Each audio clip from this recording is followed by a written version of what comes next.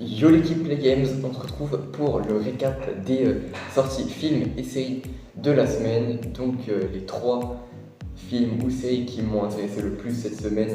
Et en vrai, elles sont toutes incroyables.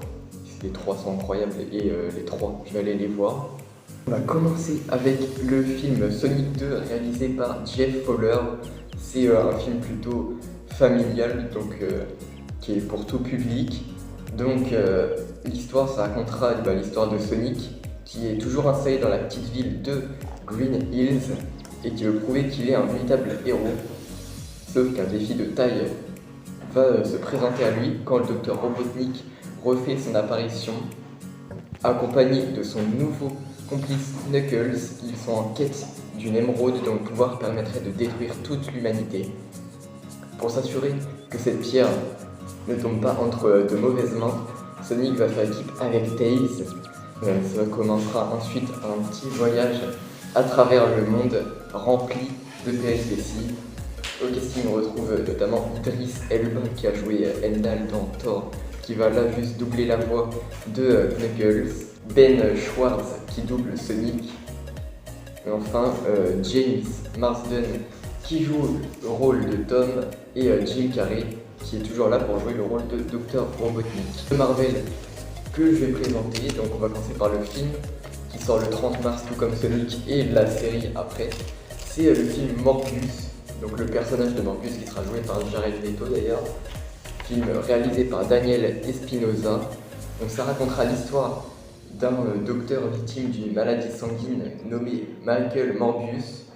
Il va tenter un pari désespéré pour sauver les victimes de la maladie qu'il a lui aussi. Sauf que son expérience, qui semble être un succès, a des effets plutôt négatifs. En effet, le remède déclenche un effet sinistre. Alors, est-ce que le bien vaincra-t-il le mal, ou est-ce que Morbius succombera-t-il à ces nouvelles pulsions? À voir dans le film, que bien sûr j'irai voir.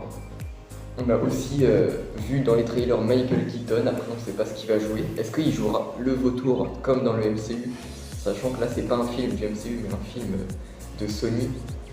Donc on ne sait pas. Mais ça peut être bien. Et franchement c'est pas le Marvel qui me hype le plus cette année en tout cas. Surtout qu'on a la série Marvel Moon Knight qui pour moi en tout cas est la meilleure série à venir en 2022. Alors je vais déjà présenter rapidement dans ma vidéo tout savoir sur Moon Knight. Je vous laisse aller la regarder d'ailleurs, comme ça vous pourrez mieux comprendre la série. Et du coup je vous laisse l'extrait.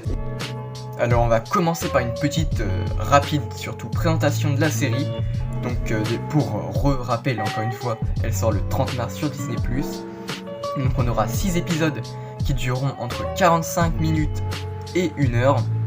Donc en tout cas dans la série, ça racontera l'histoire d'un employé assez discret, Steven Grant, qui sera soudain victime de perte de mémoire et qui aura l'impression de vivre une autre vie.